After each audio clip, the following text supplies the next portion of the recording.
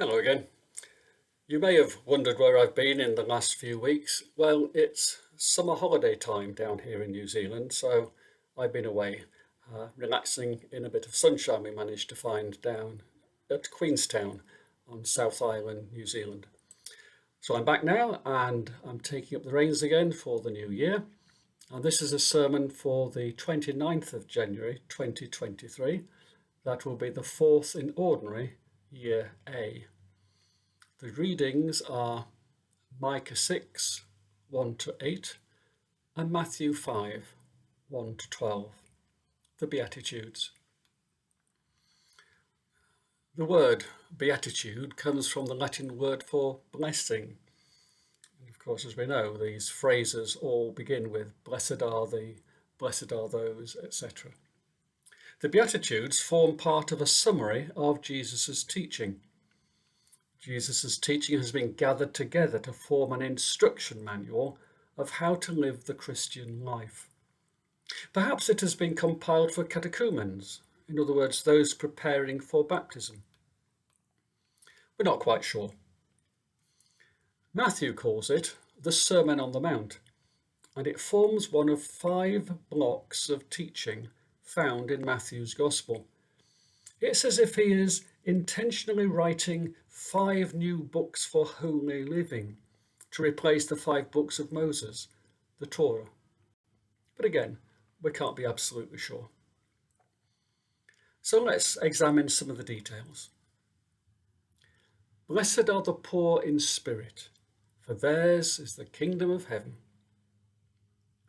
This is the first beatitude because it is the most crucial. Knowing that you need God is the first essential step towards human fulfillment.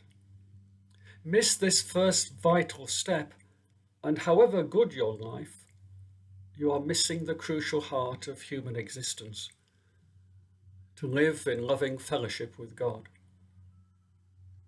Art needs a frame to focus the eye. So too, our lives need a frame in which we find our true vocation. Without God, that frame is missing, or at best, distorted. Knowing you are poor without God is the start of wisdom.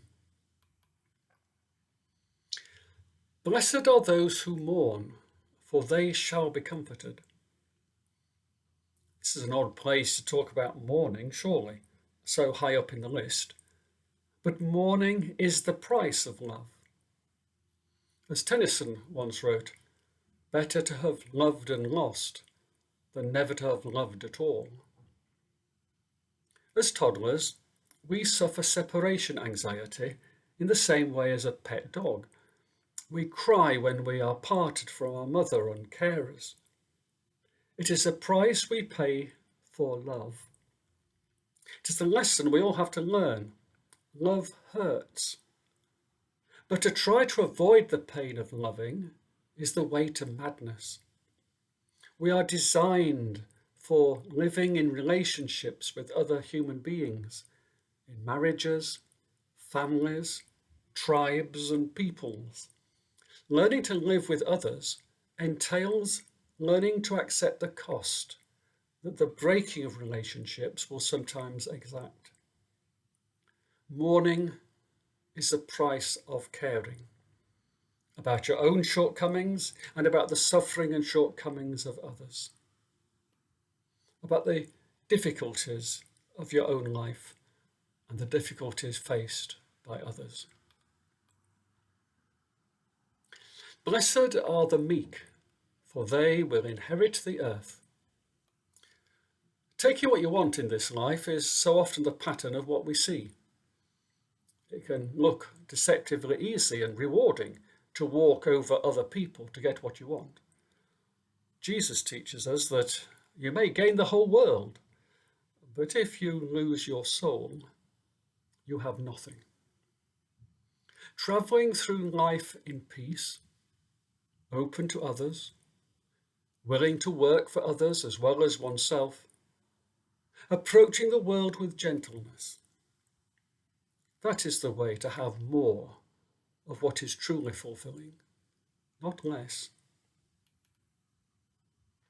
Those who violently take from the world will end up with nothing in the world to come, whilst the meek will have treasures stored in heaven, awaiting their arrival. Blessed are those who hunger and thirst for righteousness, for they shall be satisfied. Our inner animal instincts and urges control much of what we seek upon this earth. Our appetite for food, clothing, shelter, companionship, and a place within society and the groups to which we belong. These are the basic drives which lie within us all. Such desires or needs are powerful drivers of our behaviour. It's easy to be generous when you're not hungry yourself. When driven to the extremity by hunger, fear, pain, or war, these inner drives can suddenly overcome us, and we discover we are capable of truly terrible deeds. Desperation and fear drive us to commit all manner of horrors. Jesus tells us our inner animal desires need to be carefully managed. We need to live within an ethical framework which can contain our basic instincts and point us towards the best that we can be. Most of us will have experienced feeling hungry or thirsty, but few of us have known hunger for so long that we start losing weight, let alone impending starvation. But even from our limited knowledge, hunger is a very powerful driving force within us. It demands to be satisfied. We should desire the kingdom of God like a starving man would grab a loaf of bread, or a thirsty child would take a glass of water. Of all the unruly passions and needs that stir within the human breast, may the desire for the kingdom of heaven keep all others in check. Blessed are the merciful, for they shall receive mercy. The Lord's Prayer teaches us that we are forgiven as we forgive others. Mercy is a two-way street. The parable of the wicked servant who was forgiven a debt of 10,000 talents and who then went and had the man who owed him 100 denarii thrown into prison is a graphic illustration of mercy, or rather the lack of it, at work. Mercy is essential for human life. Since we are called to live together in family and social groups, we need the ability to get into another's skin or stand in their shoes. Otherwise, we would be constantly fighting one another. Civilization requires cooperation, and cooperation requires mercy, a willingness to forgive and to be forgiven.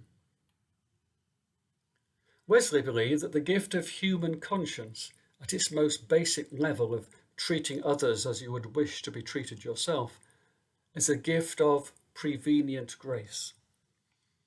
What he means by this is that he believes God sets in our hearts an innate principle, irrespective of our race, gender, or social status.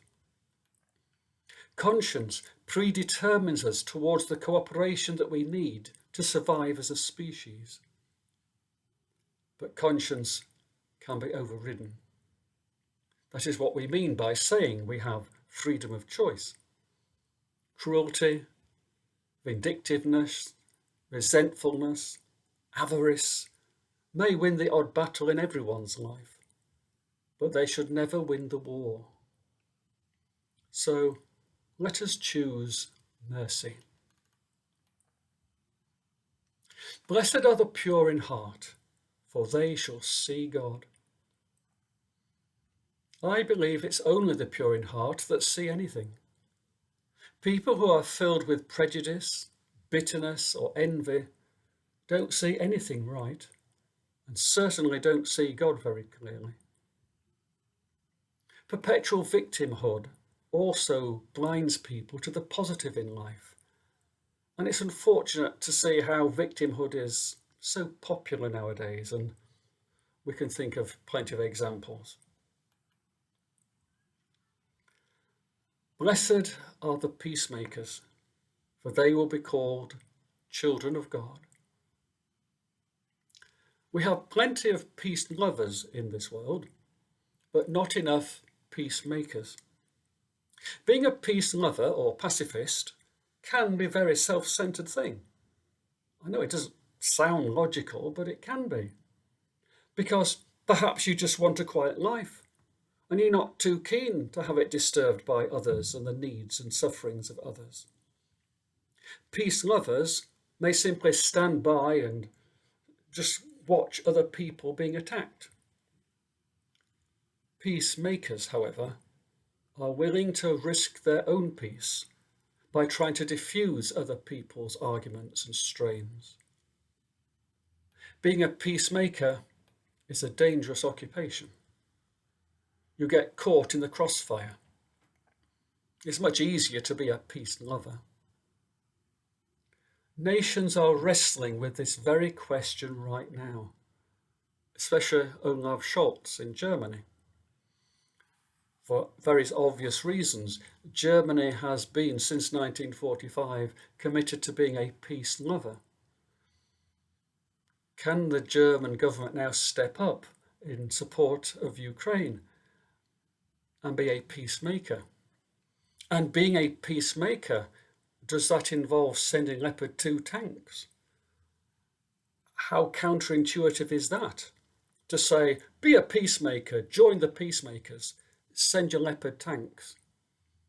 No wonder it's such a struggle to know what is right to do.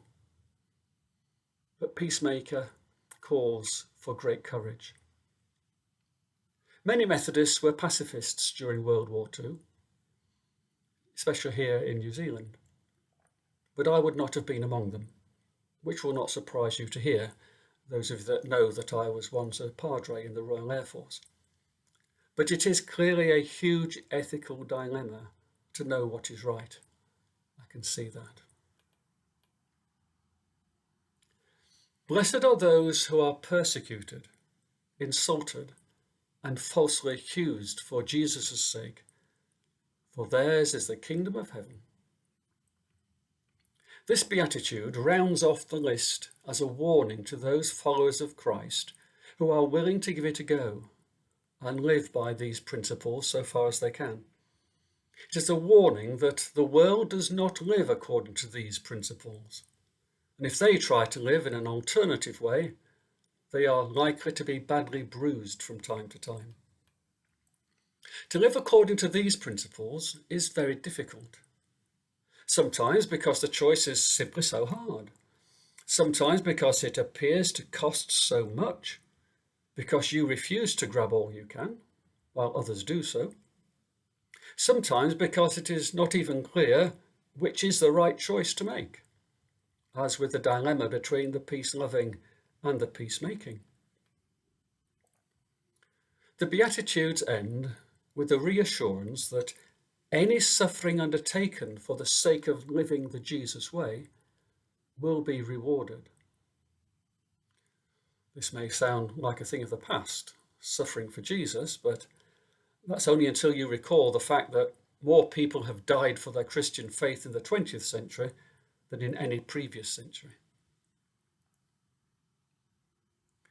The Beatitudes remind us at the start of the new year that being a Christian isn't just a matter of what community you were born into. It isn't just a matter of intellectual assent to certain beliefs. It is both those things to differing degrees, but it is also and unavoidably about how you choose to live your life. Choose well. God bless.